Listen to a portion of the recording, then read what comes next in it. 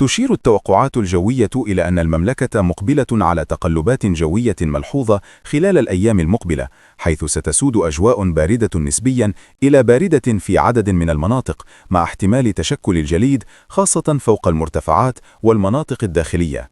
خلال يومي الأحد والاثنين يرتقب طقس بارد نسبيا، مع تسجيل انخفاض واضح في درجات الحرارة الدنيا، خصوصا بمرتفعات الأطلس والريف والجنوب الشرقي والهضاب العليا.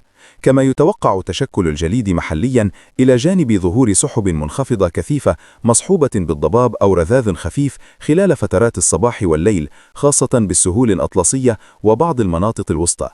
ابتداء من يوم الثلاثاء ستدخل البلاد مرحلة من عدم الاستقرار الجوي، حيث ينتظر تسجيل أمطار أو زخات مطرية قد تكون رعدية محليا، خصوصا بالمناطق الشمالية والوسطى ومرتفعات الأطلس. كما يتوقع تساقط الثلوج بشكل مهم نسبيا فوق الأطلس الكبير والمتوسط.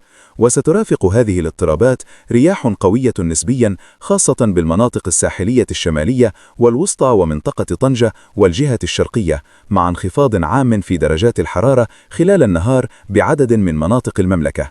وخلال النصف الثاني من الأسبوع ستستمر الأجواء باردة نسبيا فوق المناطق الجبلية والمرتفعات، مع طقس متقلب وسماء تتراوح بين قليلة السحب وغائمة أحيانا، خاصة في شمال البلاد.